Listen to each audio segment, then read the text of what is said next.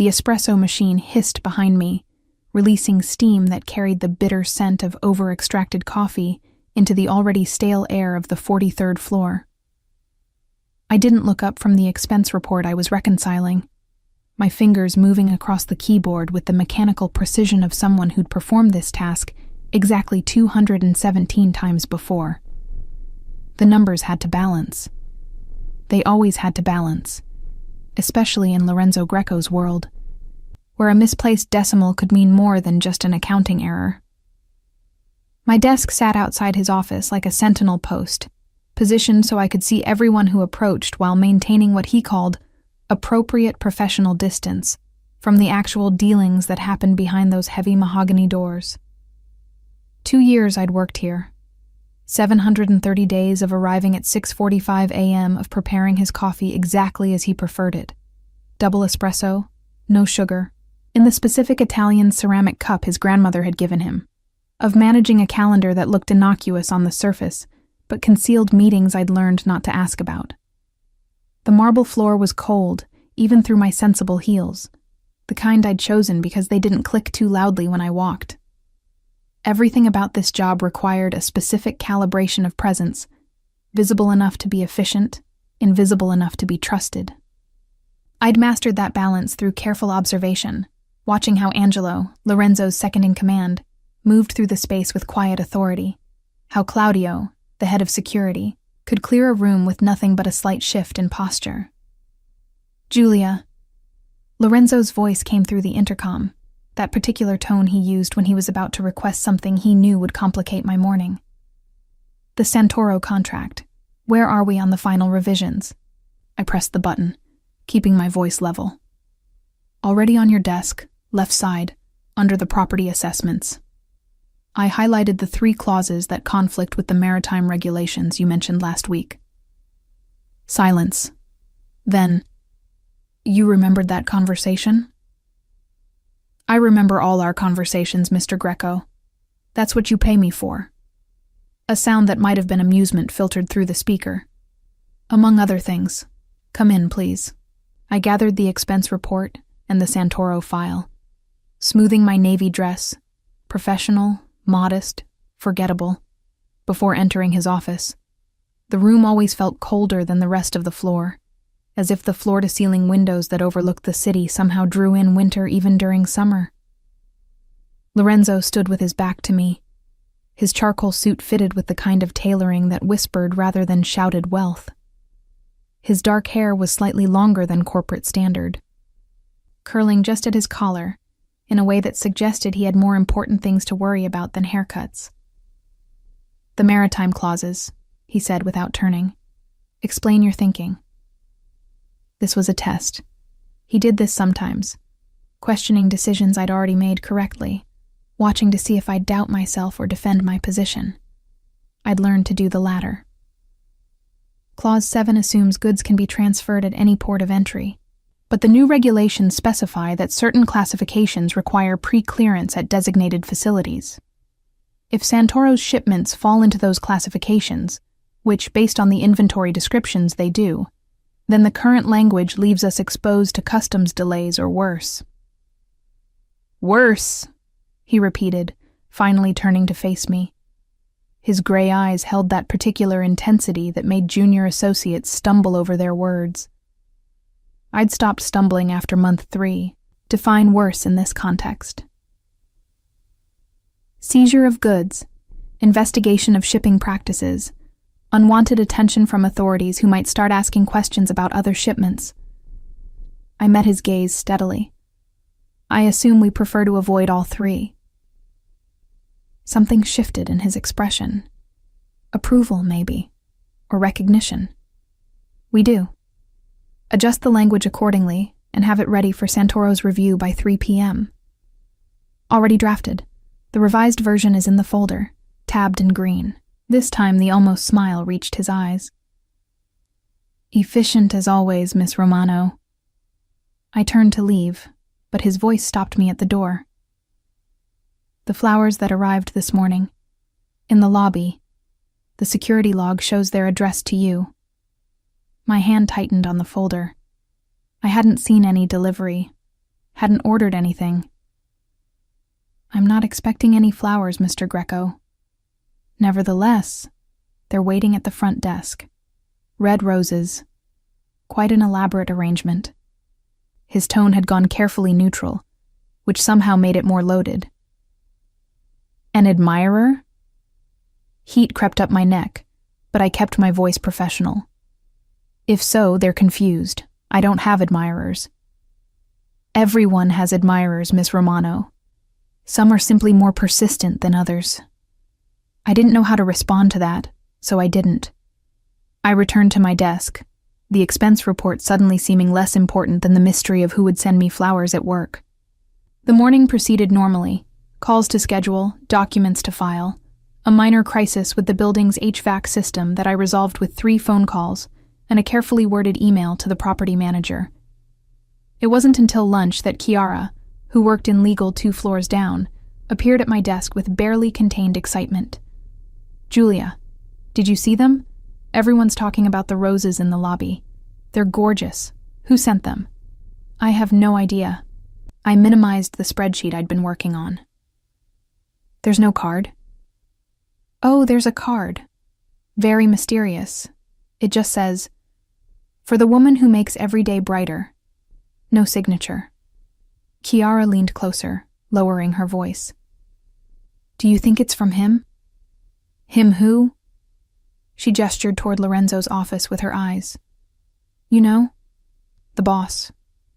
I've seen how he looks at you when he thinks no one's watching. He looks at me like I'm a competent employee who occasionally doesn't anticipate every possible disaster before it happens, I said firmly, ignoring the flutter in my chest that her words caused. That's called normal professional interaction. Normal professional interaction doesn't involve checking if you're wearing your seatbelt every time you leave in a company car, or personally reviewing the background checks of every new security guard assigned to this floor. Or, Chiara, I kept my voice low but firm. Stop. He's my boss. I'm his assistant. There's nothing else to discuss. But as she left, I couldn't stop thinking about those roses. Red roses. The traditional declaration, the obvious choice for someone trying to make a statement. I thought of Lorenzo's careful neutrality when he'd mentioned them, the way his jaw had tightened almost imperceptibly. The afternoon proceeded with unusual tension. Lorenzo called me into his office 3 times for matters that could have been handled via email. Each time, I felt his gaze tracking my movements with an attention that went beyond professional assessment. When Angelo arrived for their 4 o'clock meeting, I heard Lorenzo's voice through the door, sharper than usual, discussing security protocols and potential vulnerabilities. At 5:30, as I was preparing to leave, Claudio appeared at my desk. Miss Romano, Mr. Greco has asked that you take the flowers home with you. I'll have them brought to your car. That's not necessary. They can stay in the lobby. I'm sure they brighten the space. Claudio's expression didn't change. Mr. Greco was quite specific. He wants them removed from the building. Something in his tone made it clear this wasn't a request. I nodded slowly, gathering my things, and when I reached the lobby, the roses were already waiting by the security desk. They were spectacular. At least 3 dozen stems, deep crimson, arranged with obvious skill and expense. As I approached, Lorenzo emerged from the private elevator, his presence commanding immediate attention from everyone in the space. He walked directly to the flowers, his face carved from stone. Throw them out, he said quietly, his voice carrying nonetheless. Now. The security guard hesitated. Sir, they're addressed to... I don't care who they're addressed to. Throw them out. Heat flooded through me. Embarrassment, confusion, and something sharper. Anger. I set down my bag carefully, my heart hammering, but I forced my voice to remain steady. With respect, Mr. Greco, they're my flowers. If anyone's throwing them out, it should be me. He turned to face me fully, and the intensity in his gray eyes was nothing I'd seen before. Not professional assessment, not casual interest. Something raw and barely controlled. You want to keep gifts from strangers? I want to make my own decisions about what I keep or discard. I took a step closer, aware of every eye in the lobby fixed on us. And I want to know why you care. The silence stretched. Then Lorenzo moved, closing the distance between us until I could smell his cologne. Cedar and something darker, more complex, until I had to tilt my head back to maintain eye contact. Because, he said, his voice dropping to barely above a whisper. You work for me. Everything that happens to you while you're in this building is my concern. Your safety is my responsibility. And I don't appreciate anonymous gifts sent to my employees without proper vetting. This isn't about safety. The words escaped before I could stop them, bold and reckless. This is about something else entirely. His jaw tightened. For a moment, I thought he might actually answer, might give voice to whatever was burning in his eyes.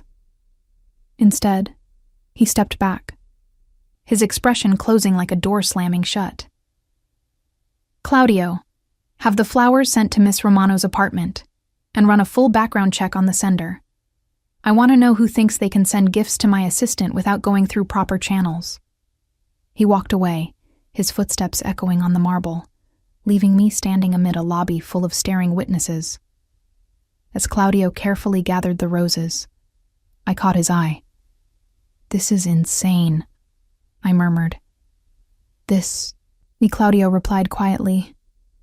Is Mr. Greco being remarkably restrained? You should see him when he's actually angry. I rode home in the company car, another Lorenzo mandate I'd stopped arguing about, with the roses filling the back seat with their heavy perfume. My apartment was small, a studio in a respectable but unremarkable neighborhood, and the flowers looked absurd on my tiny kitchen counter, like something from another world trying to colonize mine. I found the card tucked among the stems, the handwriting elegant but unfamiliar. For the woman who makes every day brighter. My phone buzzed. A text from an unknown number. I hope you liked the roses. I've been watching you for some time now, and I thought it was time to make myself known. Am.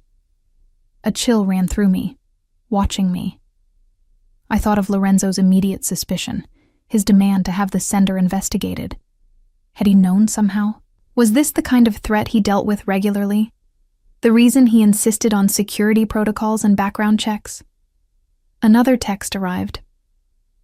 Don't worry, my intentions are entirely honorable. I'd like to take you to dinner. Saturday night. I'll send a car. I stared at the message, my mind racing. This wasn't normal. This wasn't a coworker with a crush, or someone I'd met at a coffee shop.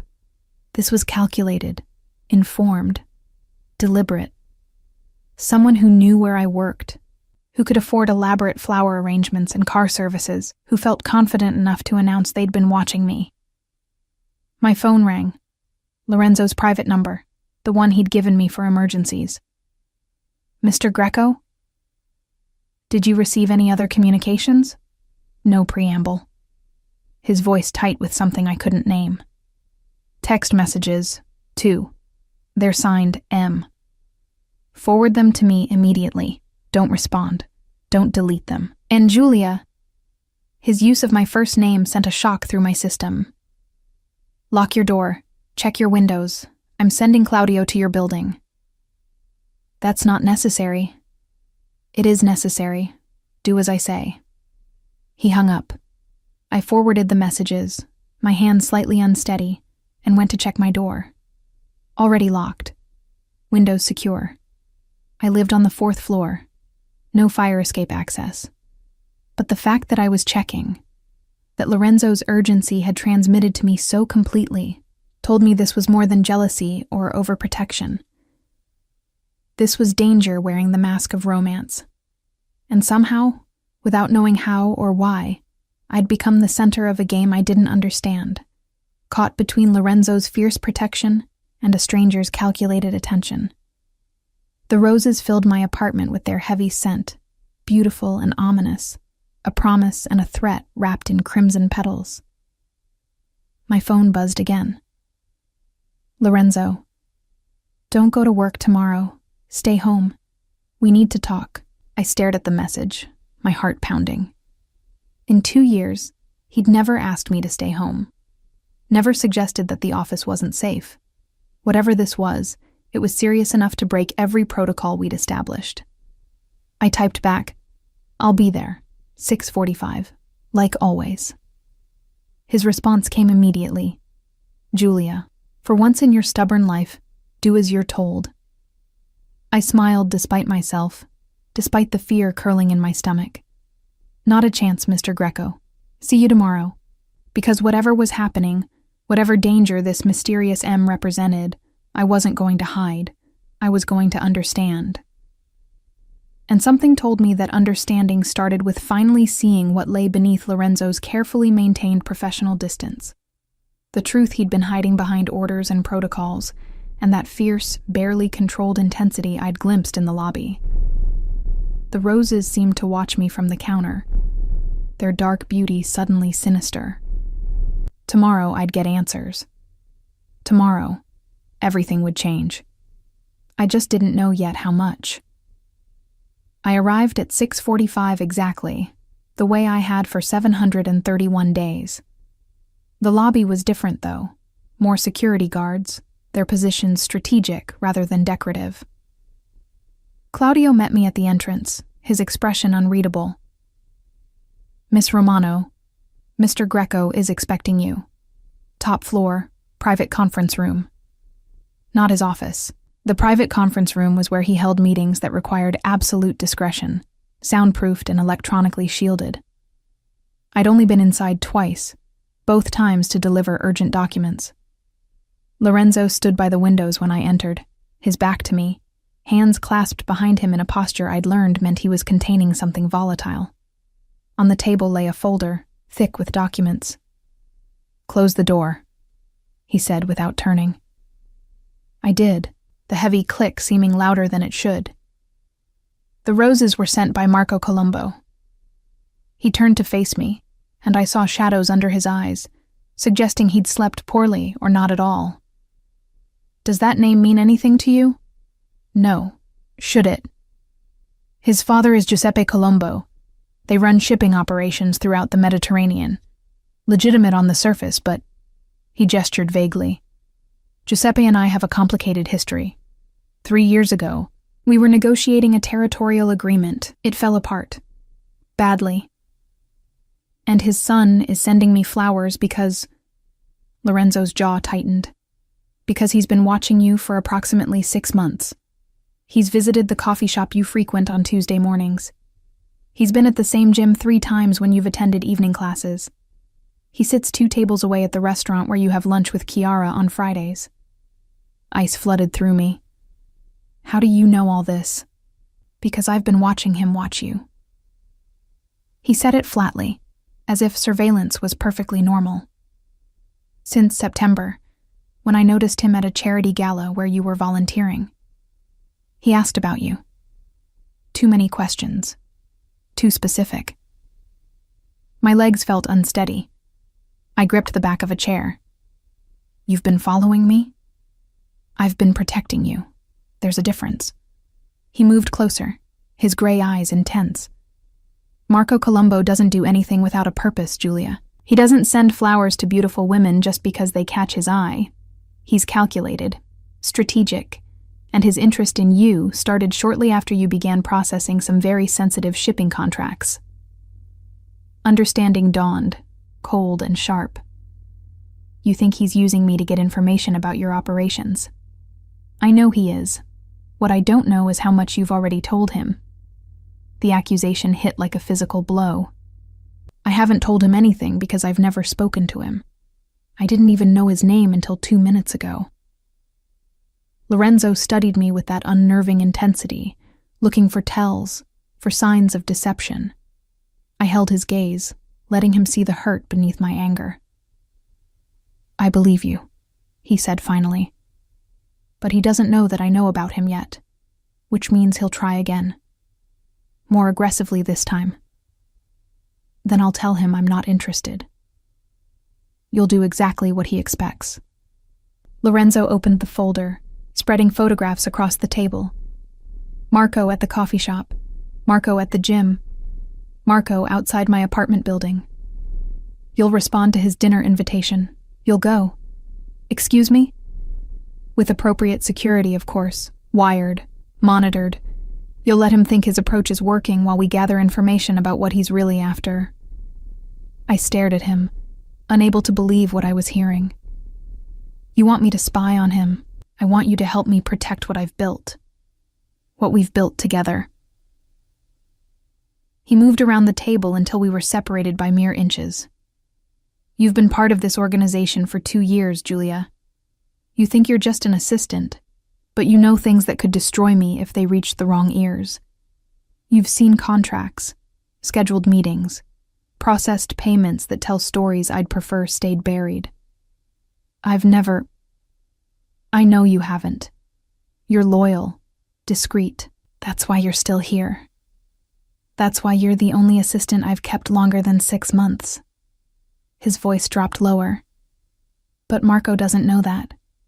He thinks you're just a pretty face with access. He'll try to charm you, seduce you, extract information piece by piece until he has enough to move against me. Unless we move first. My heart hammered against my ribs. And if I refuse, then I find another way to handle Marco Colombo, a more permanent way, which would be unfortunate, because despite our differences, I prefer not to start wars with rival families when diplomacy might suffice. He paused. But make no mistake, I will handle him, one way or another. The unspoken threat hung between us. I thought of the rumors about Lorenzo Greco, the whispers about rivals who disappeared, about problems that got solved with terrifying efficiency. I'd never wanted to believe them. Had told myself that his business might operate in gray areas, but surely not. You're scaring me, I said quietly. Something shifted in his expression, the hardness fracturing slightly. Good. You should be scared. Not of me. Never of me. But of men like Marco who see you as a tool, a means to an end. Who would use you and discard you without a second thought. And you're different because I actually care what happens to you. The words came out rough, as if dragged from somewhere he'd tried to keep locked. Because the thought of him touching you, speaking to you, being in the same room with you makes me want to. He cut himself off, turning away sharply. Forget I said that. But I couldn't forget it. Those words hung in the air, reshaping everything I thought I understood about our professional relationship, about his overprotective protocols and careful distance. Mr. Greco. Lorenzo. He spoke without turning back. When it's just us, call me Lorenzo. I think we're past formalities now. Lorenzo. His name felt strange on my tongue, intimate. If I do this, if I meet with Marco, I have conditions. He turned back, surprise flickering across his features. Conditions. You tell me everything. No more half-truths, no more need-to-know protocols. If I'm walking into danger, I deserve to know exactly what I'm dealing with. I straightened my spine, channeling every ounce of courage I possessed. And after this is over, we talk, really talk, about what you just said, about what this actually is between us. For a long moment, he simply looked at me, and I saw something in his eyes I'd never seen before. Vulnerability, barely masked, but definitely there. Agreed, he said finally, to both conditions. The next 3 days were a crash course in a world I'd only glimpsed from the periphery. Angelo briefed me on the Colombo family history, their connections, their methods. Claudio taught me how to wear a wire without it being detectable, how to subtly signal if I felt threatened, how to position myself in restaurants to give my security team clear sightlines. Lorenzo watched it all with barely contained tension, interrupting constantly with additional scenarios, backup plans, contingencies upon contingencies. On the third night, after everyone else had left, he found me in the conference room, studying surveillance photos of Marco.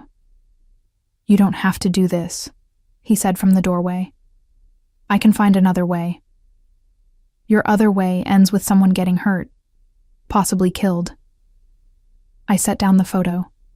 "This is cleaner, safer, smarter." "Nothing about this is safe." He entered the room, closing the door behind him. "I'm sending you to dinner with a man who wants to use you against me. That's not safe, Julia. That's calculated risk. You've been taking calculated risks your entire life." "Yes, with my own safety. My own life." He stopped across the table from me, his hands flat on the polished surface. "Not with yours. Never with yours." "Why?" The question escaped before I could stop it. Why do I matter so much? The silence stretched, taut as a wire. Then Lorenzo straightened, his expression closing. "Because you're valuable to my organization. Because replacing you would be..." "Don't." I stood, matching his position across the table. "Don't hide behind professional justifications. Not after what you said 3 days ago. Not after all of this." I gestured at the surveillance photos, the security protocols, the elaborate plan to protect information that could have been secured by simply firing me and hiring someone new. "You don't do all this for an employee, so tell me the truth. Why?" His hands clenched into fists on the table. "You want the truth? Fine. You walk into my office every morning at 6:45, and for exactly 3 minutes before the chaos starts, everything feels quieter, manageable. You anticipate problems before they develop. You question my decisions when they're wrong. You're not afraid of me, which is either incredibly brave or incredibly foolish, and I still haven't decided which." He moved around the table, and I forced myself not to step back as he approached. "You drink your coffee with too much sugar and not enough milk. You tap your pen twice against your desk when you're concentrating. You say, 'with respect,' right before you're about to completely ignore what I've asked you to do. You've worn the same navy dress 7 times this month because it has pockets deep enough for your phone and 3 pens, which you consider essential." He stopped directly in front of me. "And somewhere in the last 2 years, you became the one thing in my life I'm not willing to lose. So yes, Julia, you matter. More than is probably wise. More than I should allow." My breath caught. "Lorenzo, but that's exactly why you can't do this." His voice turned harsh, defensive. "Because I'm compromised. Because I can't think strategically when you're involved. Because Marco Colombo sending you roses made me want to burn down everything he's built, and that's not rational. That's not safe. That's..." I kissed him. It wasn't planned, wasn't calculated. I simply closed the distance between us and pressed my lips to his, cutting off his spiral of self-recrimination with direct action. For one heartbeat, he froze. Then his hands came up to frame my face, gentle despite the intensity I could feel vibrating through him, and he kissed me back with 2 years of restraint finally breaking free. When we pulled apart, both breathing hard, his forehead rested against mine. "That was incredibly unprofessional," he murmured. "I don't care. I'm your employer. There are power dynamics, ethical concerns. Still don't care." A rough laugh escaped him. "You should. I'm not a good man, Julia. I've done things that would horrify you if you knew the details. I operate in a world where violence is currency, and loyalty is purchased with fear as often as respect. You deserve better than this. Better than me." I pulled back enough to meet his eyes. "I'm not interested in what I deserve. I'm interested in what I want. And apparently, I want my dangerously overprotective boss who tracks my coffee preferences and considers flowers from strangers a declaration of war. He's not just a stranger. I know who he is. I know what this is. And I'm still going to that dinner, Lorenzo. Not because you're ordering me to, but because it's the smart play. Because it protects what you've built, what we've built together. Because I understand now what's at stake. His jaw tightened. And after? After we figure out what this is, what we are. If you're willing. If I'm willing. He made a sound between a laugh and a growl. Julia, I've been willing since approximately month 4, when you corrected my Italian grammar in front of Giuseppe Santoro, and he laughed so hard he agreed to terms he'd been fighting for weeks. I've been willing since the first time you challenged me instead of cowering. I've just been smart enough to know that willing and wise are different things. Maybe it's time to stop being quite so smart. He kissed me again, slower this time, deliberate. When we broke apart, his expression had shifted into something I recognized. Strategic Lorenzo, the man who negotiated impossible deals and navigated dangerous waters. Saturday night, Marco will send a car. Claudio will be in a vehicle 3 cars back. Angelo will be in the restaurant, posing as a diner. I'll be somewhere close by, trying not to commit murder. I smiled slightly. I know how this works. Do you? His hand cupped my cheek, thumb brushing my skin. Do you understand that if he touches you, if he threatens you, if he makes one wrong move, there will be consequences? That I won't be rational or measured? That I'll do whatever it takes to keep you safe? Diplomatic implications be damned. I understand that you care about me. That's enough. It's not enough. It's dangerous and complicated and that's the truth we're working with. I caught his hand, holding it against my face. So let's work with it. Together. The way we've been doing for 2 years, except now we're honest about what's underneath the professional facade. He studied me for a long moment, then nodded slowly. Together. But Julia, if at any point on Saturday you feel unsafe, if anything feels wrong, you signal Claudio immediately. Promise me. I promise. And no unnecessary risks, no trying to be brave. No, Lorenzo, I squeezed his hand. I'm going to dinner with a man who wants to use me. I'm not going to war. Trust me to handle this. I do trust you. It's Marco Colombo I don't trust. He pulled me close, wrapping his arms around me in an embrace that felt both protective and possessive. 3 more days. Then we end this threat and figure out what comes next. I rested my head against his chest, hearing his heartbeat steady and strong, and tried not to think about all the ways Saturday could go wrong. Tried not to acknowledge the fear coiling in my stomach beneath the determination. 3 days until I sat across from a stranger who'd been watching me, who wanted to use my access to destroy the man I'd just kissed. 3 days to prepare for a performance that needed to be perfect. 3 days until everything changed again. The memory came unbidden as I fastened diamond earrings Lorenzo had insisted I wear. Borrowed from some collection he had access to, probably worth more than my yearly salary. 2 years ago, my first week on the job, I'd made a mistake. A small one, switching 2 meeting times in Lorenzo's calendar. It had caused a cascade of problems, forcing him to reschedule with a very important client. I'd expected to be fired. Instead, Lorenzo had called me into his office, closed the door, and asked me to explain what happened. Not angry, curious, wanting to understand the thought process that led to the error. I was trying to optimize your schedule, I'd said, my voice steady despite my fear. The earlier meeting was closer to the office. I thought it would save time. Did you check whether the earlier meeting time worked for the client? No, I assumed. Assumption is the enemy of precision, Miss Romano. But he'd said it gently, like a teacher correcting a student he believed in. Here's what we're going to do. You're going to spend the next week shadowing Angelo.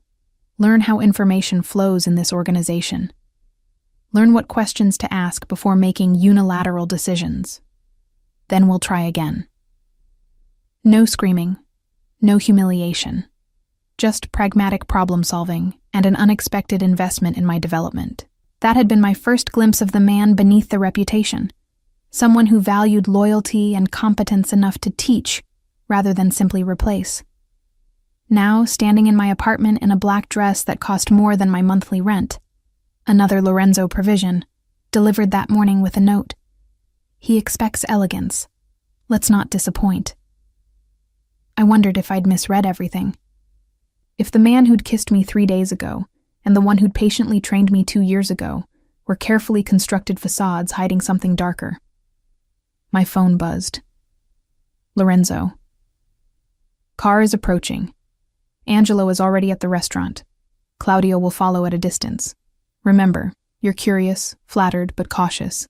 He needs to work for your trust. I texted back, and if he asks about you, tell him the truth, that I'm a demanding boss who pays well and keeps appropriate professional distance. Don't oversell it. Marco will smell a lie. The car arrived exactly at 7, a sleek black sedan with a driver who opened my door with practiced courtesy.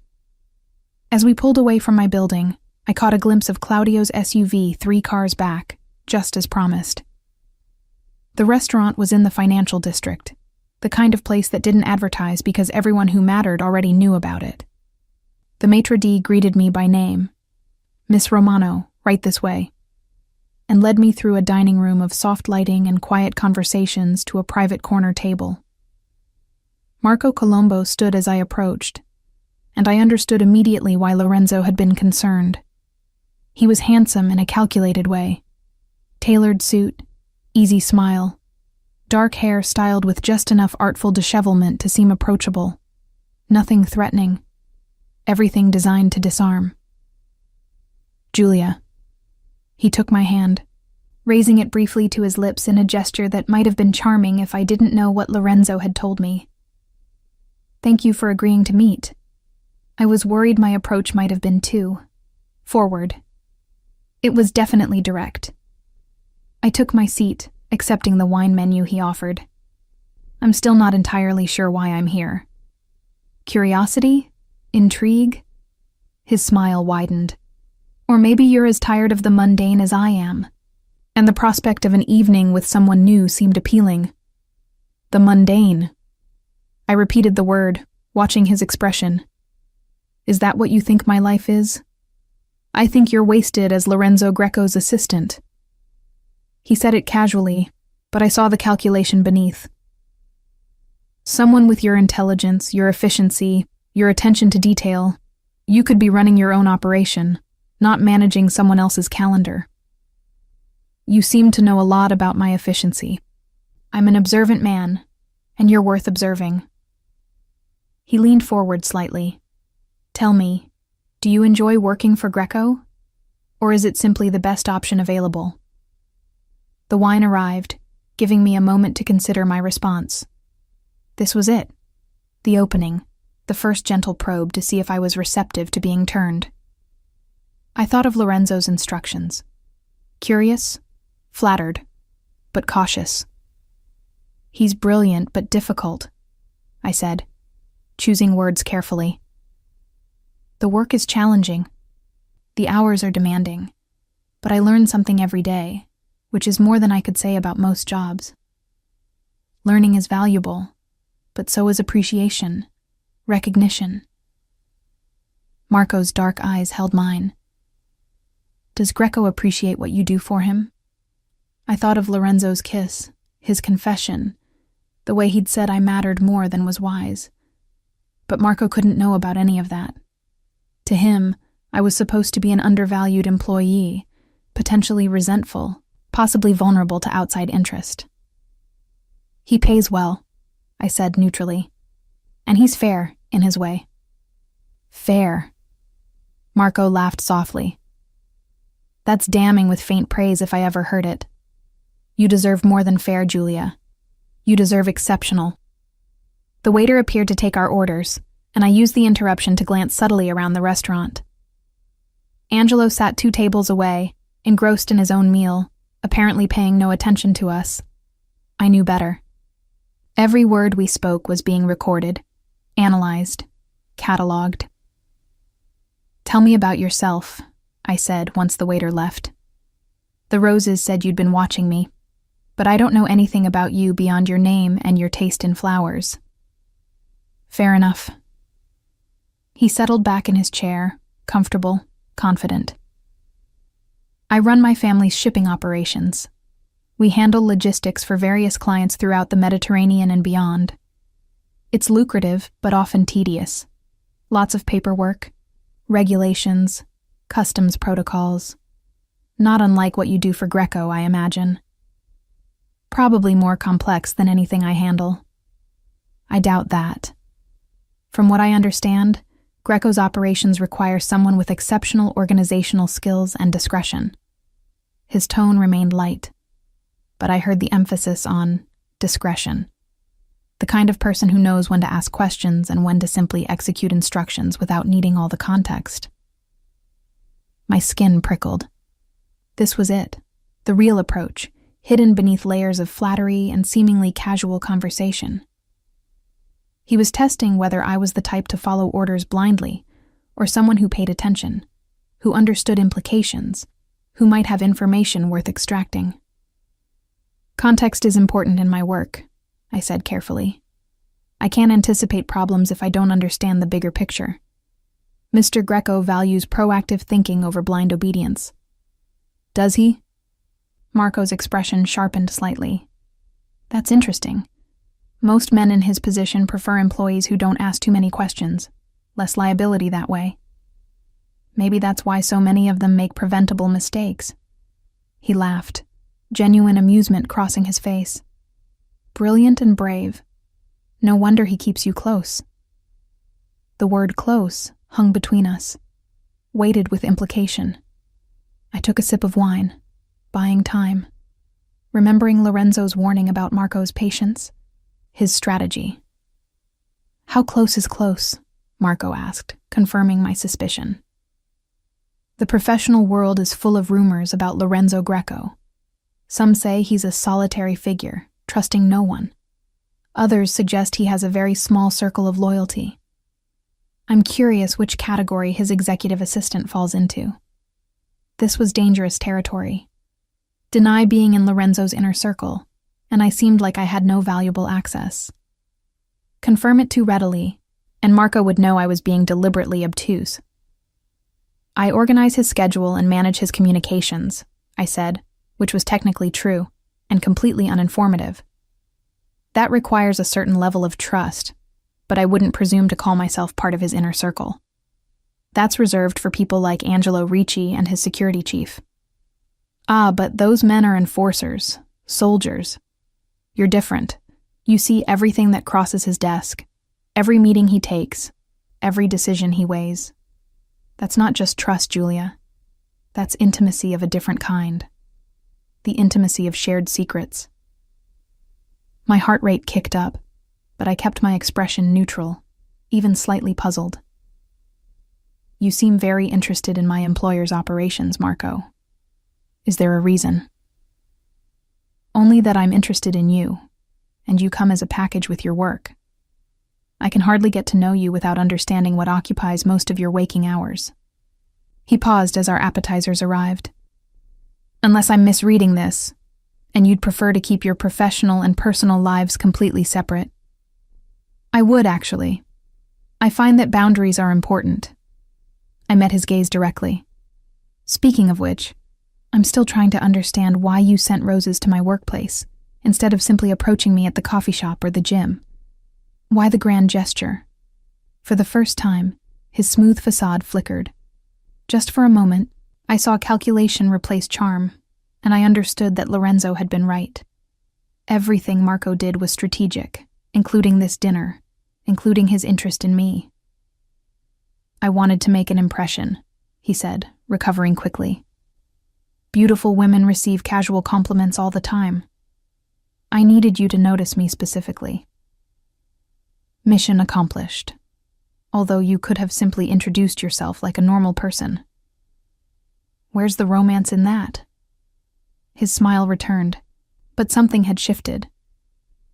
He knew I was more perceptive than he'd anticipated, less easily manipulated. "Besides, I learned long ago that the direct approach doesn't always work with intelligent women. They appreciate effort, Strategy. Or they appreciate honesty, I countered, which you haven't really offered yet. You've told me about your shipping business and your appreciation for grand gestures, but not why you've been watching me for 6 months. Not what you really want. The silence stretched between us, tension building. Then Marco laughed, but it sounded different now. Less charming, more genuine. You're right. I haven't been entirely honest. Would you like the truth? I'd prefer it to whatever performance this has been. He set down his fork, leaning forward with sudden intensity. Fine. The truth is that I noticed you 6 months ago at a charity gala. You were volunteering, organizing donors, and I watched you manage a complicated situation with grace and efficiency. Then I learned you worked for Lorenzo Greco, and I became very interested indeed. Because you want information about his operations. Because I want to understand the man who nearly destroyed my family 3 years ago. His voice hardened. Your boss and my father had a business arrangement that fell apart. Badly. People were hurt. Relationships were severed. My father spent 2 years rebuilding what Lorenzo Greco took from him in a single decision.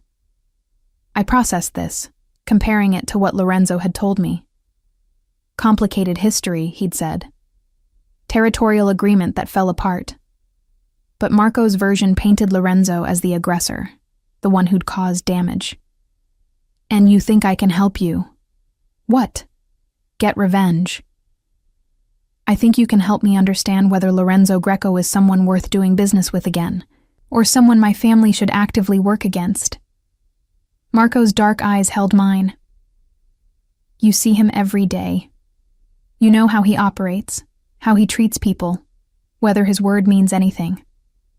That information has value, Julia, and I'm willing to compensate you for it. There it was, the real offer, finally on the table. Not romance, not genuine interest, just transactional information exchange disguised as courtship. You want to pay me to betray my employer's trust. I want to pay you for insights into a man who wields enormous power with very little oversight. Think of it as industrial intelligence.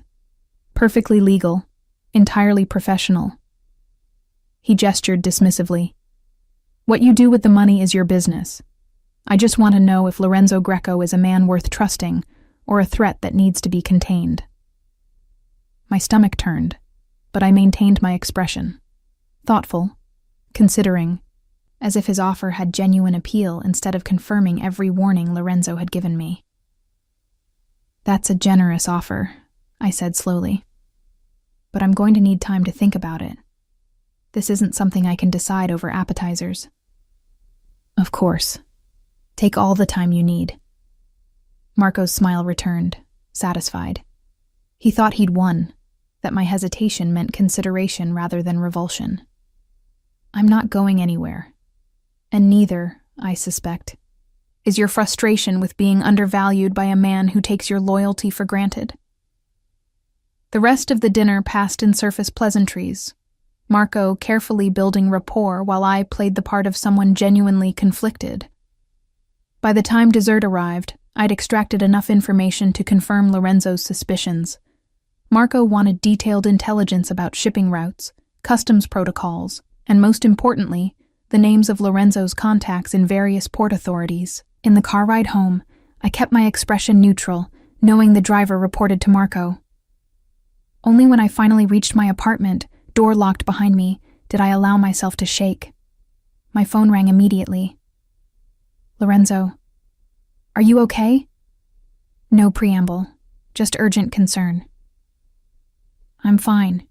He made his offer, just like you said he would. Tell me everything. I recounted the conversation, every detail I could remember. Lorenzo listened without interrupting, and when I finished, I heard him exhale slowly. You handled it perfectly. Better than I hoped. He thinks you're considering his proposal. Which means he'll approach me again. Push harder. Yes. A pause. Julia, you can stop now. We have enough to prove his intentions.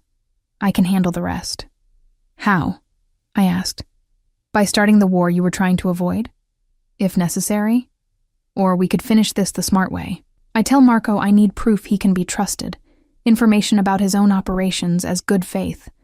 We document everything. Then we have leverage to force his family to back off permanently without bloodshed. Silence on the other end. Then, that's dangerous. If he suspects you're working with me, he won't, because I'm good at my job, Lorenzo, and my job right now is protecting what we've built together. I paused. Unless you don't trust me to handle this, you know that's not the issue. Then what is? The issue is that I kissed you 3 days ago, and now I'm asking you to have dinner with a man who wants to use you. The issue is that every strategic instinct I have says your plan is brilliant, and every personal instinct I have says to lock you away somewhere safe until this is over. His voice roughened. The issue is that you matter, Julia, and men make stupid decisions about things that matter. My chest tightened. Then trust me to make smart decisions for both of us. Let me finish this. One more meeting, he said finally. You meet with Marco one more time, extract what we need, and then we shut this down. Agreed? Agreed. And Julia, when this is over, we talk. Really talk. About what this is, what we are, what comes next. No more delays, no more professional distance. Just truth. I look forward to it, I said softly. After we hung up, I stood in my dark apartment, still in the expensive dress, still wearing the borrowed earrings, and wondered when exactly my life had become so complicated. When I'd gone from organizing schedules to playing spy games with rival crime families. When my biggest concern had shifted from balancing budgets to balancing loyalty and survival. But I knew the answer. It had happened gradually, over 2 years of watching Lorenzo Greco build something extraordinary through sheer will and strategic brilliance, of learning that the world he operated in required different rules, different compromises, of falling for a man who was dangerous and protective and brilliant and damaged in equal measure. And now, standing in the aftermath of Marco Colombo's offer, I made a choice. Not because Lorenzo had asked, not even because it was smart strategy, but because somewhere in the last 2 years, Lorenzo's empire had become mine too. His enemies had become my concern. His survival had become essential to my own. Tomorrow, I'd call Marco. I'd play the game one more time. And then, when it was over, Lorenzo and I would figure out what came next. Together. The text from Marco arrived at 9:47 a.m., 3 days after our dinner. I've been thinking about our conversation. There's something I'd like to show you. Something that might help you make your decision. Are you free this evening? I stared at the message, my coffee growing cold in my hand. Lorenzo was in a meeting with Angelo and 3 men I didn't recognize. Serious faces, expensive suits, the kind of people who made even Claudio look slightly tense. I'd been instructed not to interrupt unless the building was actively on fire, but this felt important enough to risk his displeasure. I knocked once, opened the door a crack. Mr. Greco, I'm sorry to interrupt, but I have an urgent communication that requires your immediate attention. He glanced up, irritation flickering across his face until he saw my expression. Then he understood. Gentlemen, if you'll excuse me for just a moment. Angelo, continue with the logistics discussion. He followed me to my desk, his hand briefly touching the small of my back. A gesture so subtle that anyone watching would miss it, but I felt it like an electrical current. What is it? I showed him the text. His jaw tightened as he read it. He's escalating faster than I anticipated. This isn't good. Or it's good because it means he's confident, less cautious. Might reveal more than he intends. Or it's a trap. Lorenzo's voice went flat, dangerous. Julia, I don't like this. He wants to meet somewhere of his choosing, presumably somewhere he controls. That puts you at a disadvantage. So we adapt. I tell him I'm only available for a public meeting. Lunch tomorrow at the same restaurant. He considered this, clearly weighing options, calculating risks. Then his phone buzzed. Angelo, needing him back in the meeting. He glanced at it, frustration evident. Tonight, after you leave here, come to my apartment. We'll discuss this properly. Plan the next move with full security protocols. He paused. Don't respond to Marco until we've talked, please. The please surprised me. Lorenzo Greco didn't ask. He commanded. But when it came to me, something had shifted in the power dynamic between us. I wasn't just his employee anymore, following orders. I was something else. Something we hadn't defined yet, but both recognized. I'll be there at 7, I said. His fingers brushed mine briefly, another small gesture of connection, before he returned to his meeting, shoulders squared, face impassive, every inch the controlled leader. But I'd seen the flash of worry in his eyes, the tension in his jaw. He was afraid. For me. The realization sent warmth and terror through me in equal measure. The day passed with agonizing slowness. Routine tasks felt trivial, when I knew that tonight I'd be in Lorenzo's private space, making decisions that could affect more than just the two of us. By 6:30, I'd changed into jeans and a simple sweater. My own clothes, not the professional armor I wore to work, and took a taxi to the address Lorenzo had texted me. His building was in the most expensive district of the city, all glass and steel and modern architecture that screamed wealth without vulgarity. The doorman knew my name before I could introduce myself. Miss Romano, of course. Mr. Greco is expecting you, penthouse elevator on your left.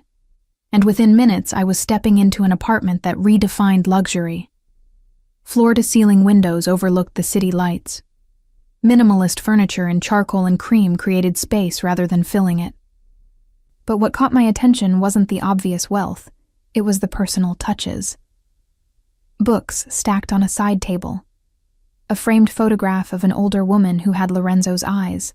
A chess set mid-game, suggesting he played against himself when restless. "You're observing," Lorenzo said from behind me, his voice amused. He'd changed too. Dark slacks and a black shirt with the sleeves rolled up, casual in a way I'd never seen him. It made him seem younger, more approachable, though no less commanding. "Habit," I said. "You have good taste, less sterile than I expected." "What did you expect? A lair? Skulls mounted on the walls?"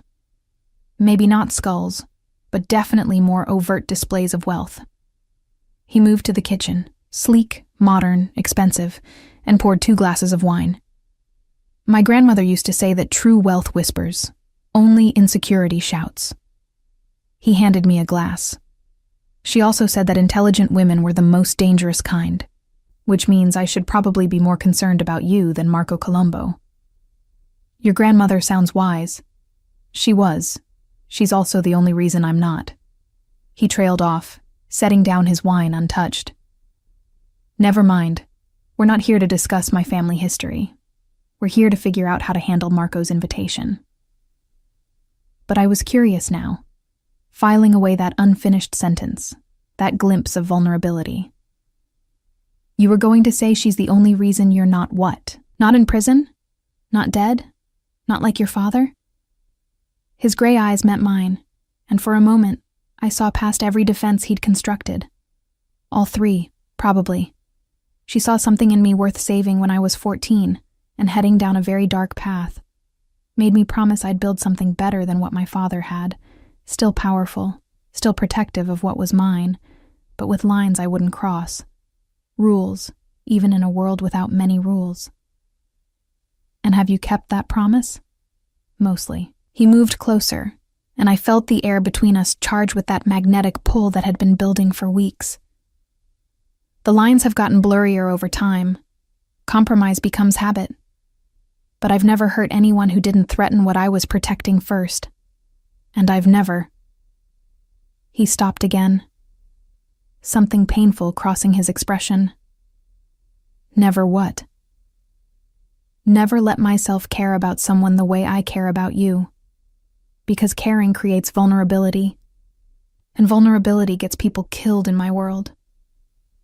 His hand came up, cupping my face with unexpected gentleness. But apparently, I'm not as smart as I thought I was. Because despite knowing all that, here we are. My heart hammered against my ribs. Here we are, I echoed softly. Which brings us to Marco. Lorenzo dropped his hand, stepping back, visibly forcing himself into strategic mode. His invitation tonight, he said he wants to show you something. That suggests he's prepared evidence of some kind. Possibly fabricated information about me, designed to make you doubt your loyalty. Or genuine intelligence about his own operations, testing whether I'm serious about betraying you. I moved to the windows, looking out at the city spread below. Either way, it's bait. The question is whether we take it, or force him to adjust his approach. What do you want to do? I turned to face him. I want to end this. Decisively. Which means we need to make him believe I'm genuinely considering his offer, that I'm conflicted enough to need convincing. So I respond to his text. I agree to meet him tonight, but in a public space. A gallery opening that I know is happening because I processed the invitation for you last week. High visibility, lots of witnesses, impossible for him to try anything aggressive. Lorenzo considered this, his analytical mind clearly running through scenarios. The Castellano Gallery opening. Contemporary art exhibition. It's invitation only, but I can get you on the list. And I'll be there, along with enough of my people that Marco will know he's being watched. He'll expect that, though. He'll expect you to be protective. Let him expect it. Let him understand that you're not unguarded, that any move against you has consequences. His voice turned cold. Dangerous. I want Marco Colombo to understand exactly what kind of mistake he's making by targeting you. Something in his tone sent a chill down my spine, not fear of him, but recognition of what he was capable of when threatened. This was the man people whispered about, the one whose reputation kept rivals at bay. Lorenzo, I need you to promise me something. What? That you won't do anything you can't take back? That we handle this the smart way, not the violent way? That we're better than the reputation. I moved closer to him. Your grandmother wanted you to build something better. Let's honor that. For a long moment, he simply looked at me. Then he pulled me against him, his arms wrapping around me in an embrace that felt both protective and possessive. You make me want to be better than I am, he said against my hair. That's either going to save me or destroy me. I'm not sure which yet. I'm betting on saving. His laugh was quiet, rough. That's because you don't know all of it yet. All the things I've done, the compromises I've made. When this is over, when Marco is handled, I'm going to tell you everything. And then you can decide if I'm actually worth the faith you're putting in me. I've already decided. I pulled back enough to meet his eyes. I've been deciding for 2 years, watching how you handle problems, how you treat people who work for you, how you balance power with principle. You're not perfect, Lorenzo, but you're trying. That matters. He kissed me then, and this time it wasn't the desperate breaking of restraint from 3 days ago. This was deliberate, thorough, a claiming and a promise wrapped together. When we finally broke apart, both breathing hard, his forehead rested against mine. After tonight, he murmured. After we handle Marco. After this threat is neutralized. I'm taking you away from all of this for a weekend.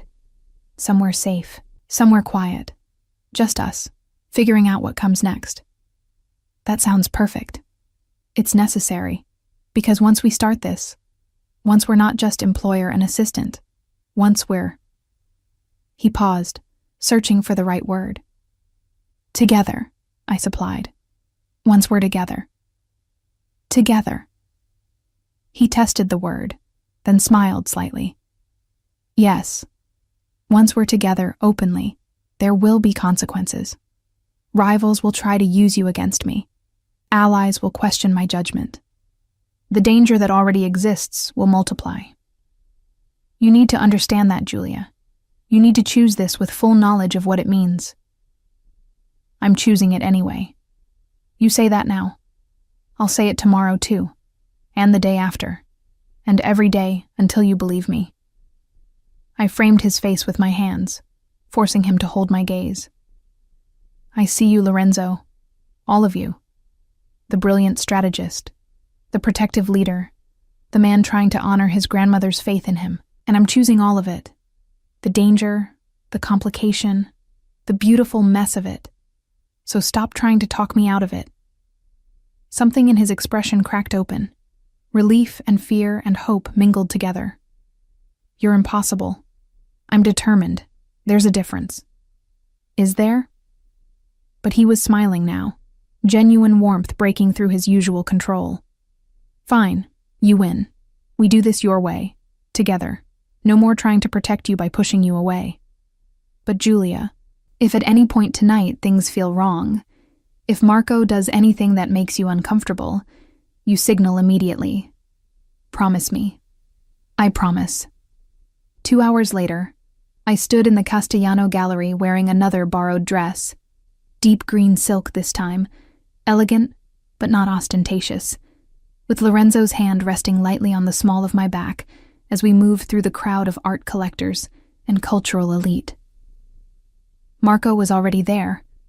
I spotted him near a massive abstract canvas, and when our eyes met, his expression flickered with surprise before settling into pleased calculation. He thought I'd come alone. He thought I was here to accept his offer in a neutral public space. The presence of Lorenzo beside me disrupted whatever plan he'd constructed. Julia? Marco approached with that easy smile, though I saw the tension in his shoulders. What a pleasant surprise.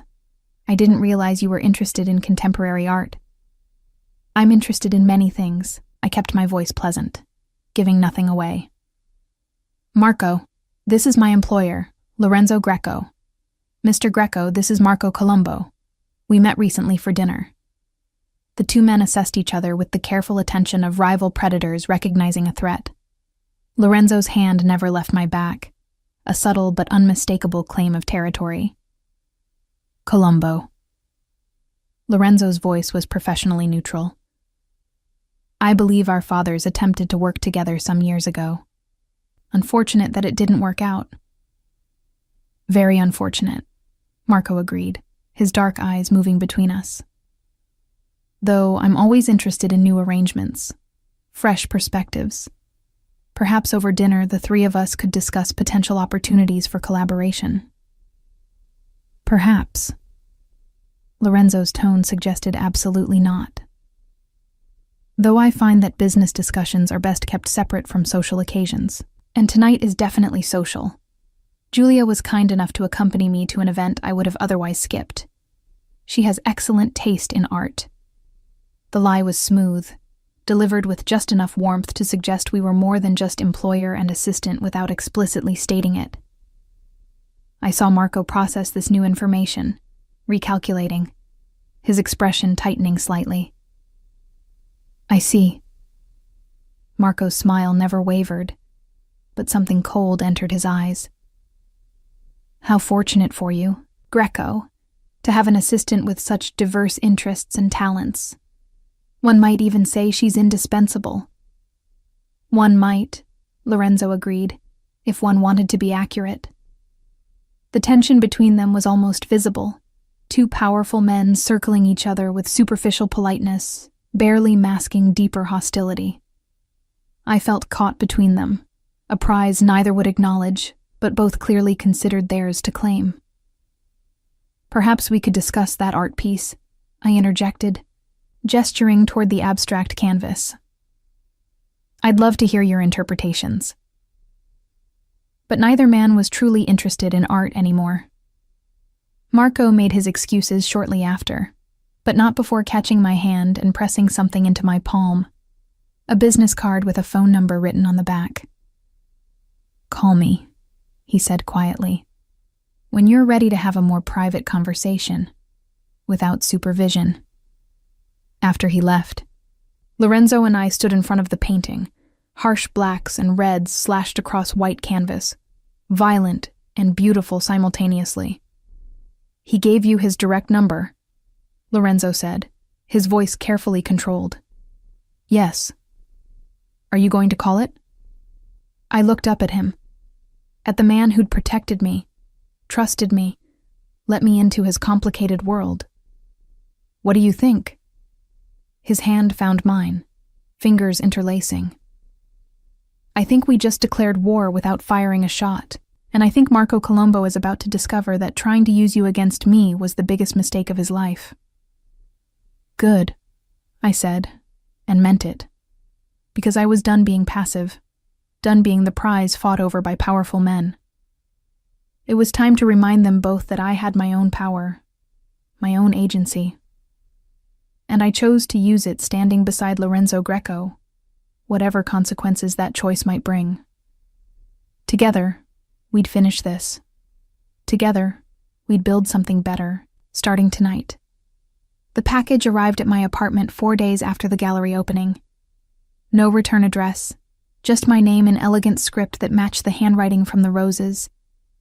I knew before opening it what I'd find. Marco Colombo escalating his approach, pushing harder now that he'd seen me with Lorenzo. Inside was a thumb drive and a handwritten note. "Information that might interest you about the man you're protecting. Call me when you're ready to discuss. The truth should matter, even to loyal employees." I stared at the drive, my stomach knotting. This was it, the fabricated evidence Lorenzo had warned me about, or possibly real information designed to make me doubt everything. Either way, it was a test. Marco wanted to see if I'd view the contents, if curiosity would override loyalty, if my relationship with Lorenzo was as solid as it had appeared at the gallery. I called Lorenzo immediately. He sent me something. "Don't open it. Don't even connect that drive to your computer." His voice was sharp, commanding. "I'm sending Claudio. He'll be there in 10 minutes. Pack a bag, enough for a few days. You're staying somewhere safer until we resolve this." "Lorenzo, I'm not running." "You're not running. You're being strategic. Marco just made a direct move against you in your own home. That means he knows where you live, probably has been watching your building. I'm not taking chances with your safety." 20 minutes later, I was in Claudio's SUV with a hastily packed bag, the thumb drive secured in an evidence bag, because apparently Lorenzo had protocols for everything. We didn't go to Lorenzo's penthouse as I'd expected. Instead, Claudio drove to a nondescript building in a quiet neighborhood, using a key card to access an underground garage. "Safe house," he explained. "Mr. Greco has several throughout the city. This one is registered under a shell company, impossible to trace back to him. You'll be comfortable, and security monitors every access point." The apartment was smaller than Lorenzo's penthouse, but equally well appointed. Modern furniture, fully stocked kitchen, blackout curtains on every window. Angelo was already there, setting up some kind of technical equipment on the dining table. "Miss Romano." He nodded in greeting, all business. "Mr. Greco wants that drive analyzed before you're anywhere near it. Standard protocol when rival families send unsolicited information. Could be infected with tracking software or worse." "Worse how?" "Worst case? Opens a back door into any network it touches, allowing remote access to everything connected. We've seen it before. Someone sends apparently innocent files. The target opens them on their work computer, and suddenly, their entire digital infrastructure is compromised." Angelo's expression was grim. "Marco Colombo is many things, but stupid isn't one of them. This drive is dangerous until proven otherwise." I settled into the safe house's living room, feeling like a prisoner in a very comfortable cell. An hour later, Lorenzo arrived, his hair slightly disheveled from running his hands through it. A stress tell I'd learned to recognize. "Are you okay?" He crossed to me immediately, his hands framing my face, tilting it to catch the light as if checking for injuries. I'm fine. Just frustrated. This feels like hiding. This is smart strategy. But his thumb stroked my cheekbones gently, at odds with his firm words. Marco escalated faster than I anticipated. Sending something directly to your home means he's either very confident or very desperate. Both options are dangerous. Angelo cleared his throat from across the room. Sir, we've isolated the drive's contents. You're going to want to see this. We gathered around the laptop Angelo had set up, its screen displaying a folder filled with documents and video files. Lorenzo's expression went carefully blank as Angelo opened the first file. Shipping manifest dated from 3 years ago, showing cargo movements between various Mediterranean ports. These are from the disputed territory period, Angelo said quietly, when we were negotiating with Giuseppe Colombo. Negotiating is generous, Lorenzo said, his voice flat.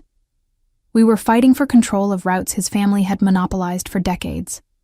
Routes they used for both legitimate cargo and considerably less legitimate shipments. Angelo opened another file, photographs of meetings, timestamps showing dates I recognized from Lorenzo's calendar. Marco has been building a case against you, suggesting you sabotaged the original agreement deliberately, that you used information Giuseppe shared in good faith to undercut his operations. Did you? I asked quietly. Lorenzo turned to me, his gray eyes holding mine. Yes. The admission hung in the air between us. I'd known, theoretically, that Lorenzo operated in moral gray areas, but confronting specific evidence was different from accepting abstract concepts. Giuseppe Colombo was running weapons through civilian cargo, Lorenzo continued, his voice steady, using shipping routes that passed through areas where his family had political connections, knowing authorities wouldn't inspect too carefully. I discovered this 3 years ago during our negotiations. He wanted me to partner with him, provide additional distribution networks in exchange for a share of profits. You refused, I said, understanding dawning.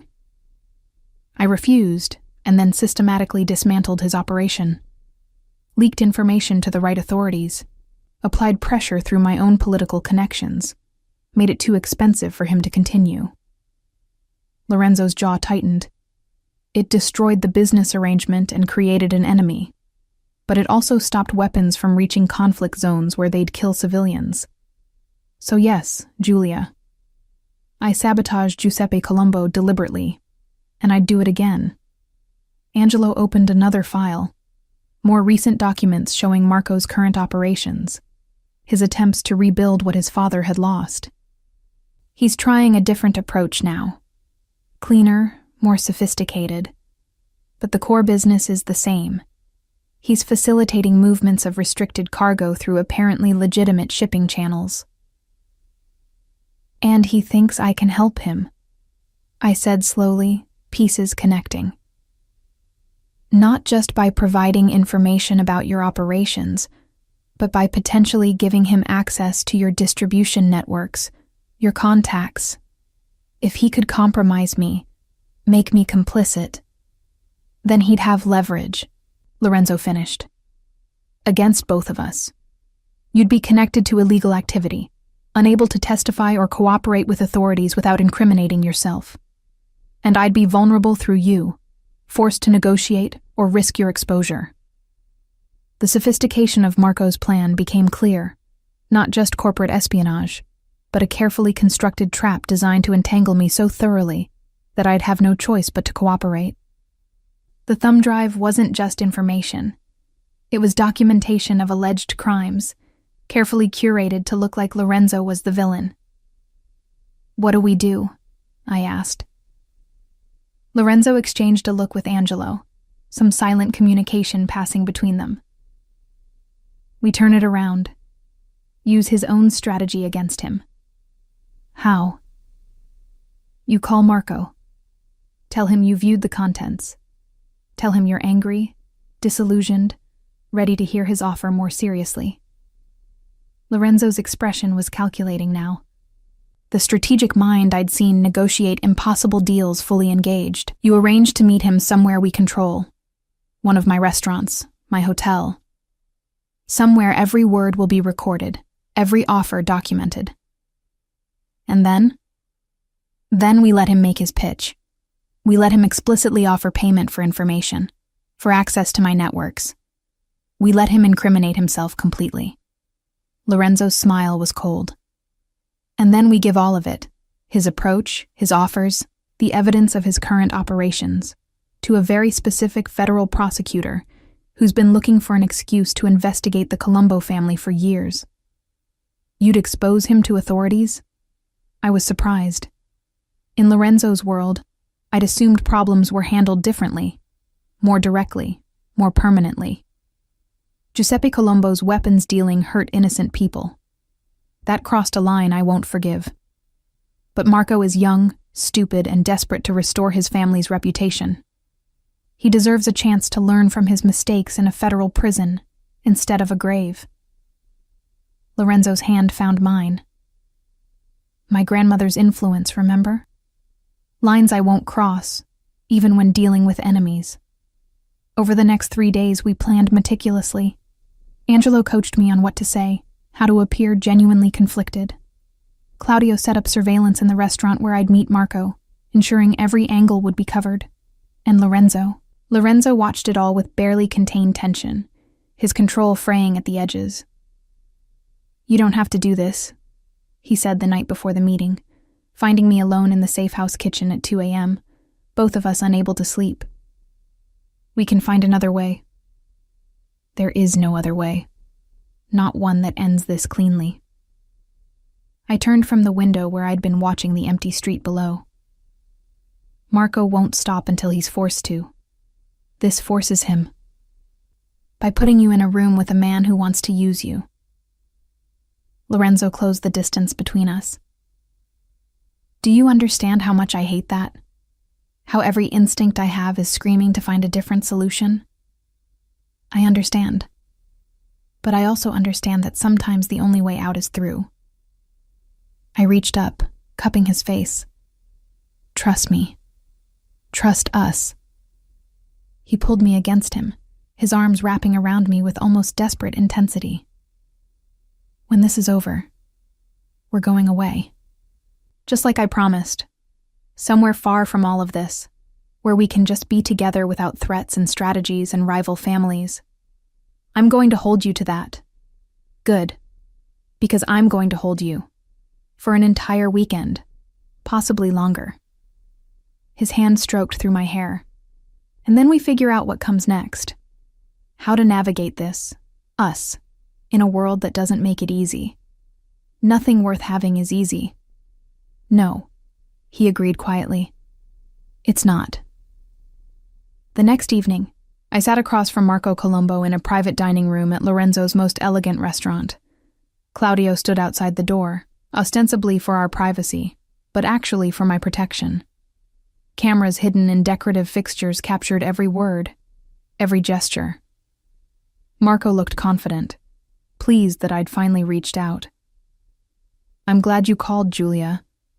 I was beginning to think you'd chosen blind loyalty over informed decision-making. I chose to investigate before making judgments, I said carefully. The information on that drive was illuminating. Disturbing, I'd imagine, discovering that the man you've worked for isn't who you thought he was. Marco leaned forward, his expression sympathetic. Lorenzo Greco presents himself as a legitimate businessman, but the evidence shows something darker. The question is, what are you going to do with that knowledge? That depends on what you're offering in exchange for my cooperation. His smile widened, direct. I appreciate that. Here's what I propose. You provide me with specific information. Shipping schedules, contact names, routing protocols that Greco uses for his more sensitive cargo.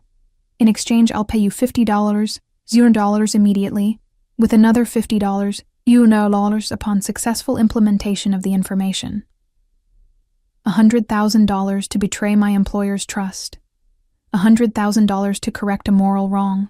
to help dismantle an operation that has caused significant harm. He was good, I had to admit, framing it as justice rather than betrayal. Think about what you could do with that money, Julia. Start your own business. Leave this world behind. Build something legitimate. And if I refuse? His expression hardened slightly. Then I'd have to question what kind of person knowingly enables illegal activity. The kind of person who might find themselves implicated when authorities eventually investigate. And they will investigate, Julia. It's only a matter of time before Lorenzo Greco's operations attract unwanted official attention. There it was, the threat wrapped in concern, the implicit blackmail beneath the generous offer. Marco had shown his entire hand, incriminated himself completely, all captured on multiple cameras with perfect audio quality.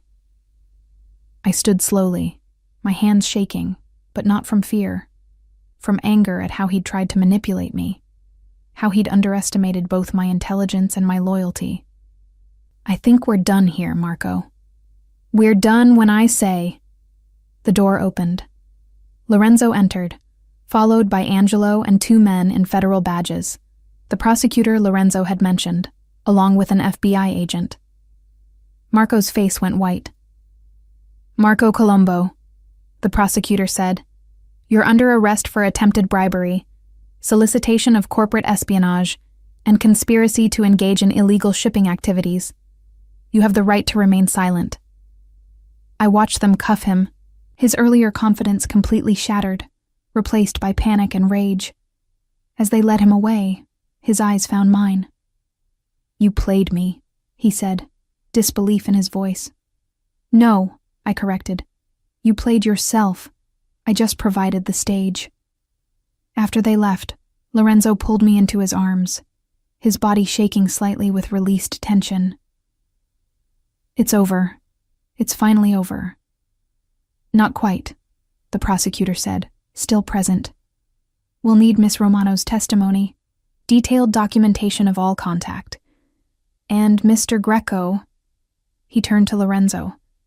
This doesn't resolve our interest in your operations, but you've provided valuable assistance today. That will be noted. I'm sure it will, Lorenzo said neutrally.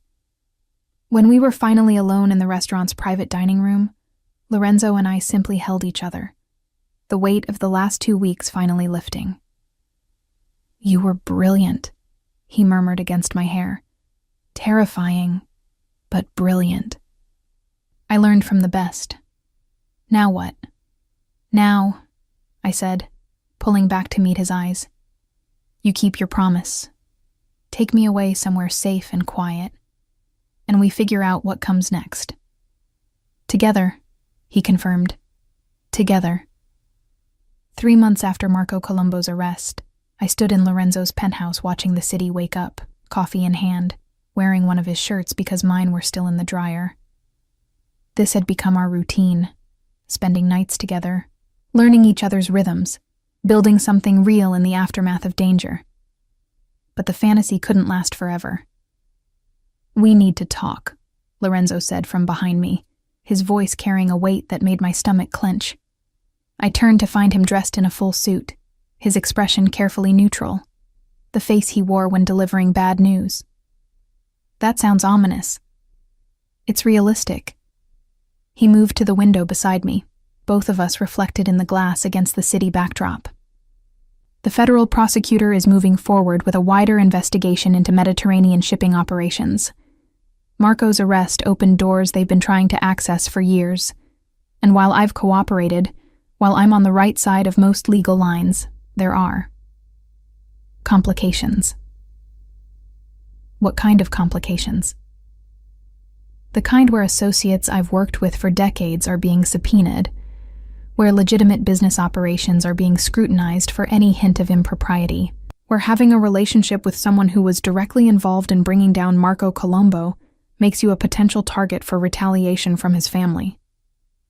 Understanding crashed through me. You're trying to push me away, again. I'm trying to protect you. There's a difference. His hands clenched into fists at his sides. Giuseppe Colombo is in prison, but he still has connections. His family is fractured but dangerous. And they know that you were instrumental in Marco's arrest. The threats against you have been handled by your security protocols. We've been through this, Lorenzo. New threats, credible ones. He pulled out his phone, showing me a report from Claudio. Surveillance photos of me leaving work, going to the gym, meeting Chiara for lunch. They've been watching you for 3 weeks. Systematic reconnaissance, the kind you do before making a move. Ice flooded through me. Why didn't you tell me? Because I was hoping we could neutralize the threat before you needed to know. But it's not working. They're too careful, too patient. And I won't risk your safety on hope. His jaw tightened. So here's what's going to happen. You're going to resign from your position as my assistant. I'm going to arrange for you to take a job at a consulting firm in Seattle. Legitimate, well-paid, completely unconnected to me. Claudio will escort you personally, ensure you're settled safely, and then you disappear from my life. I set down my coffee cup carefully, afraid I might throw it. That's your plan. Push me away, send me across the country, go back to your lonely existence managing threats alone. I'm protecting you. You're running away from the first real thing you've had in years because you're afraid. The words came out sharp, cutting. Because it's easier to be alone than to risk losing someone you care about. His expression cracked, pain bleeding through. I've lost everyone I've ever cared about, Julia. My mother died when I was 12. My father was killed when I was 16. My grandmother, the only person who believed I could be better, passed away 5 years ago. Everyone I love ends up hurt or dead because of what I am, what I do, the world I operate in. So your solution is to make sure you never love anyone again. My solution is to make sure you don't end up like them, to give you a chance at a normal life, away from this darkness. He moved closer, his hands framing my face with desperate gentleness. I love you, Julia. I love you so much it terrifies me. And because I love you, I'm letting you go. No. I caught his wrists, holding his hands against my face. You don't get to make this decision for both of us. You don't get to decide what I can handle, what risks I'm willing to take. You don't understand what you're agreeing to. Then explain it to me. Not the sanitized version. Not the protective half-truths. The real truth, Lorenzo. All of it. For a long moment, he simply looked at me. Then he stepped back, his hands dropping to his sides, and began to speak. My father ran one of the most violent operations in the city. Drug trafficking, weapons, protection rackets. Anything that made money, he touched. He was brutal, efficient, and completely without conscience. I watched him order executions before I was old enough to drive. I watched him break people physically and psychologically for minor infractions. And I was being groomed to take over, to become exactly like him. He moved to the window, staring out at the city. My grandmother, my mother's mother, saw what was happening. She took me aside when I was 14, after I'd witnessed something particularly violent, and she asked me who I wanted to be. Not who my father wanted, who I wanted. And I realized I didn't want to be him. I didn't want that legacy. What did you do? I studied. I learned legitimate business practices alongside the illegal ones.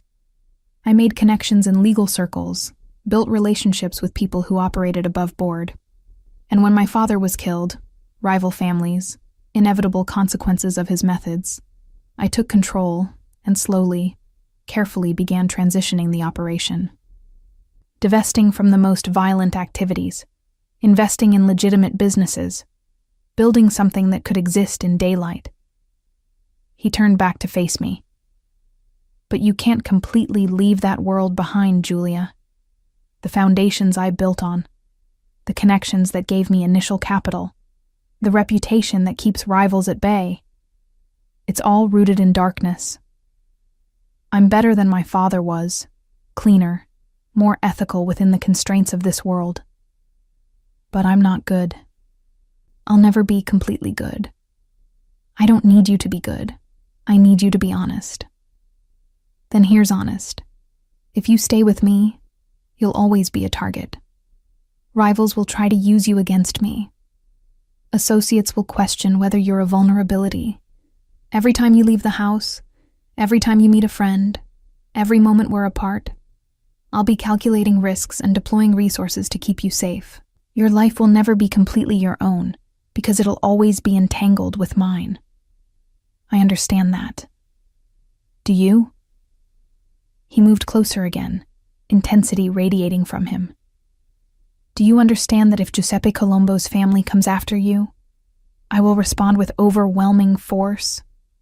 That I will do whatever it takes, including things that would horrify you, to keep you safe? That my love for you makes me more dangerous, not less, because I won't accept losing you? Yes, the word came out steady, certain. I understand all of that, and I'm still choosing to stay. Julia, no. Listen to me. I close the distance between us, forcing him to meet my eyes. I've spent the last 3 months learning who you really are. Not the reputation, not the rumors, but the man who reads philosophy before bed, who calls his elderly associates on their birthdays, who rebuilt his father's violent empire into something with rules and ethics, who protected me without trying to control me, who trusted me to help handle Marco, when you could have just eliminated the threat. I took his hands in mine. I see all of you, Lorenzo Greco. The darkness and the light, the violence and the restraint, the man you were trained to be, and the man you chose to become instead. And I love all of it. So stop trying to protect me from yourself. If something happens to you because of me, then something happens. Life has risks, Lorenzo. Love has risks, but the alternative is spending our lives alone, safe but isolated, never taking the chance that something beautiful might come from something complicated. I squeezed his hands. I'm not running to Seattle. I'm not leaving you. And if Giuseppe Colombo's family wants to come after me, they'll discover that I have my own kind of strength. And I have you beside me. For a long moment, he simply held my gaze, war warring with himself, fear battling hope. Then something in him broke, or maybe healed, and he pulled me against him with desperate intensity. You're absolutely certain? His voice was rough against my hair. Because once you commit to this, once you're publicly known as mine, there's no taking it back. Your safety becomes my responsibility. Your life becomes entangled with everything I am. I'm certain. I pulled back enough to meet his eyes. But I have conditions. A slight smile tugged at his mouth. Of course you do. I'm not giving up my career. I'll transition from being your assistant to consulting independently, building my own client base. I need my own identity separate from being Lorenzo Greco's girlfriend. Agreed. And we make decisions together. Big ones. Life-altering ones. No more trying to protect me by making unilateral choices. Agreed. And when threats arise, because I understand they will, you tell me immediately. No more waiting. No more hoping you can handle it before I need to know. His jaw tightened, but he nodded. Agreed. And one more thing. I took a breath. Eventually, when this settles, when the threats are managed and life achieves some kind of stability, I want a real future. Not just dating, not just a relationship we keep partially hidden. I want permanence, partnership, everything. Something in his expression softened completely. You're asking me to marry you, Miss Romano. I'm asking if you're capable of that level of commitment. If you can see a future where we're not just surviving threats together, but actually building a life. I can see it. His hands came up to frame my face. I've been seeing it for 3 months, afraid to say it out loud because acknowledging what I want, makes losing it more terrifying. But yes, Julia, when the time is right, when you're ready, I want everything with you. Partnership, permanence, a life that's ours. He kissed me then, and it felt different from all the other times. Not desperate or restrained, but certain. A promise sealed with contact, a future acknowledged and accepted. When we broke apart, he rested his forehead against mine. Giuseppe Colombo's family. We need to address that threat directly. How? I meet with them, negotiate a truce, make it clear that harming you brings consequences they can't afford. His voice went cold, strategic. And if negotiation fails, I make an example that ensures no one else considers you a vulnerability. Lorenzo, I won't kill anyone who doesn't strike first, he said quickly.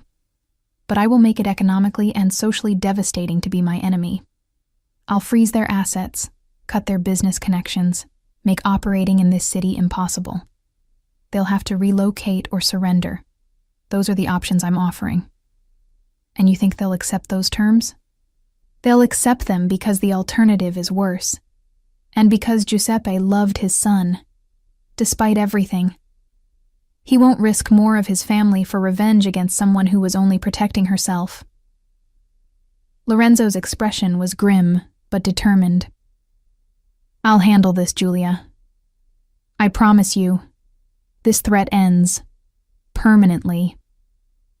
The next 2 weeks were tense, filled with negotiations I wasn't privy to, but could see the evidence of in Lorenzo's tension, in the increased security presence, in the late-night phone calls conducted in Italian too rapid for me to follow.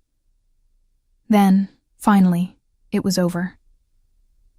Giuseppe has agreed to terms, Lorenzo announced one evening, his shoulders finally relaxing. Complete withdrawal from any interest in you or our operations. His family relocates their base to Naples.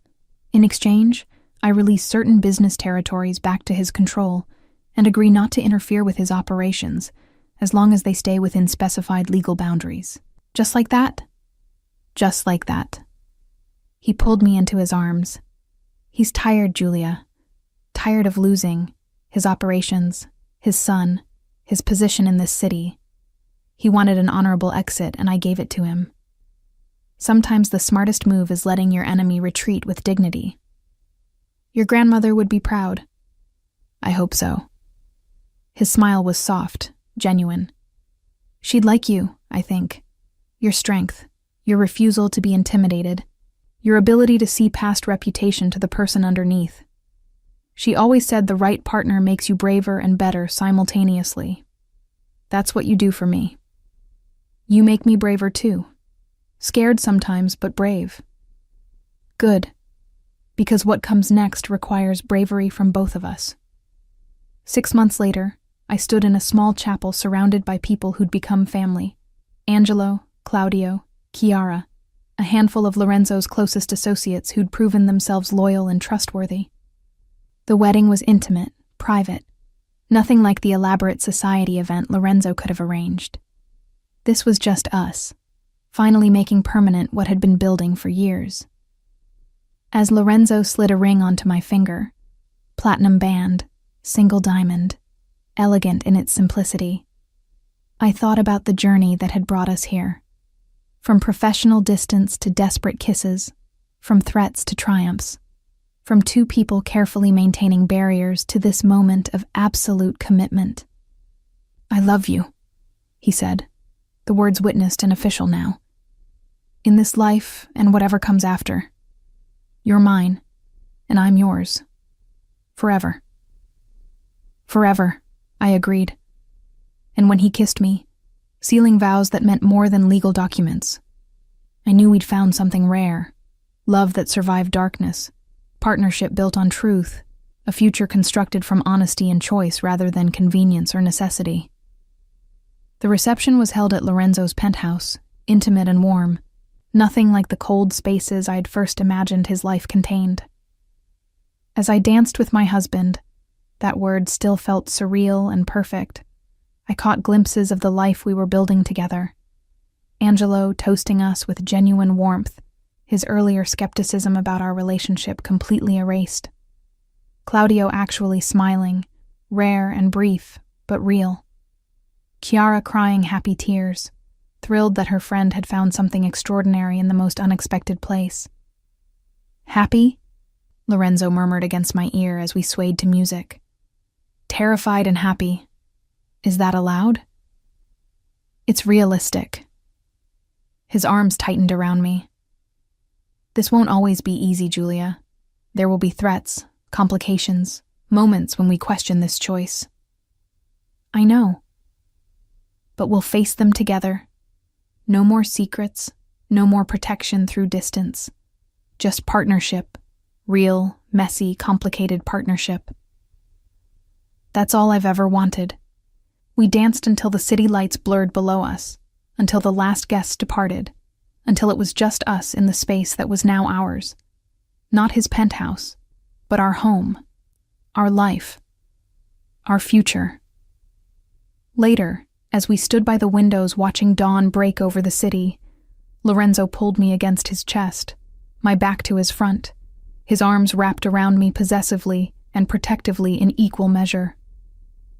I promised you forever, he said quietly. I intend to keep that promise. Good, because I'm holding you to it. I'm counting on it. And as the sun rose on the first day of our marriage, on the beginning of whatever came next, I knew we'd found something worth every risk we'd taken. Love that had survived jealousy and danger, trust built through honesty and choice, a partnership that would face whatever darkness came with eyes open and hands joined. Together. Always together. Forever had started 3 years ago in a corporate office when I'd refused to be intimidated by a dangerous man's reputation. It had deepened through crisis and revelation, through fear overcome and trust earned. And now, standing in our home with my husband's arms around me, forever stretched ahead like a promise we'd keep making every day. Not because it was easy, but because we'd chosen each other, completely and without reservation, knowing exactly what that choice meant. And that made all the difference,